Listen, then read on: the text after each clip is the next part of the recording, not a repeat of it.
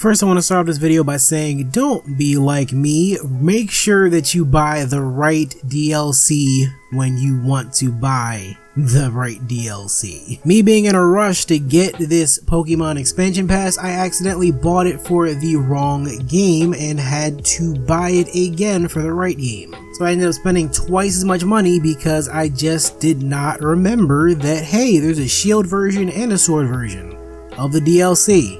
Which is kinda dumb, but hey, whatever. Let's talk about whether or not this DLC is worth the $15, which is basically half of the expansion pass price.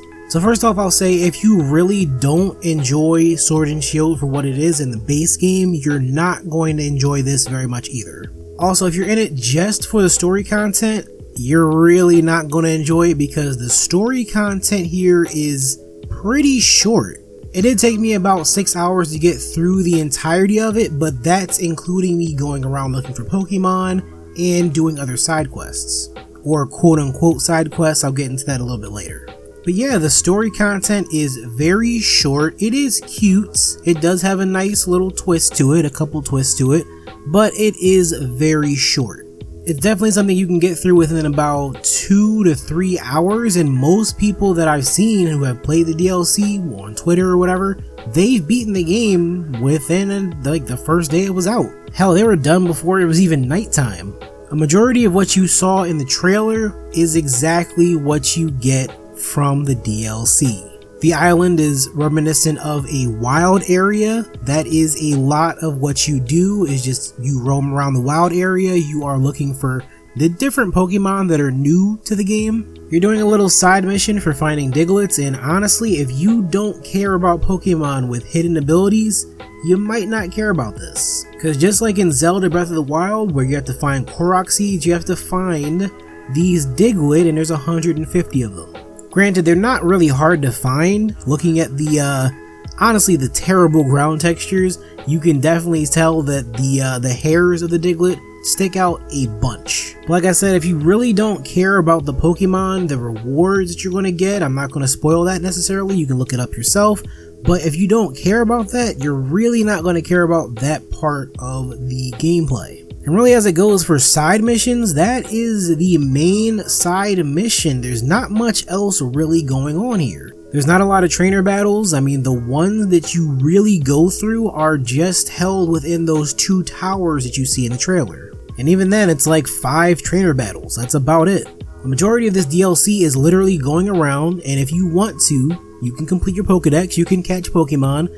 Again, it's a little bit different because me personally, I like to just throw Pokeballs. I don't even like to battle anymore. If I find something that's new to me and I haven't caught it yet, well, guess what? I'm just going to throw a quick ball at it and try and catch it. So if you are a person who likes to complete your Pokedex, or you like to do shiny hunting, or you like doing raids even, this DLC might be for you. And especially if you're someone who's into the competitive scene or like doing online battles, this is really for you because they add in some more stuff that really expands what you can do with your current Pokemon. And I don't get into the whole IV, EV thing too much. I don't really get into battles too much. So for me, it's not really as useful, but for a lot of people who really are, I can see how this would be a great tool to help you out. But again, I really cannot stress this enough. If you are looking for the story content with the dojo and trying to do stuff, you're not going to get a whole lot with it.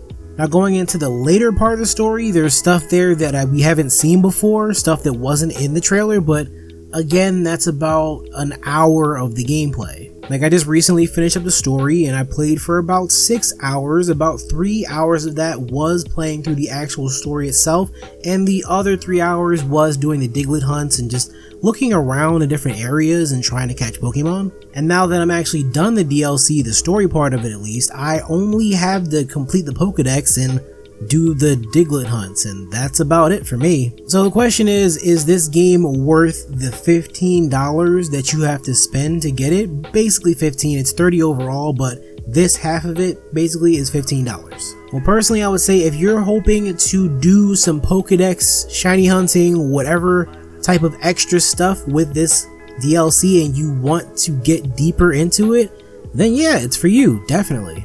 But if you care only about the story part of it, then I would say no, because I don't think $15 is worth 3 hours of gameplay.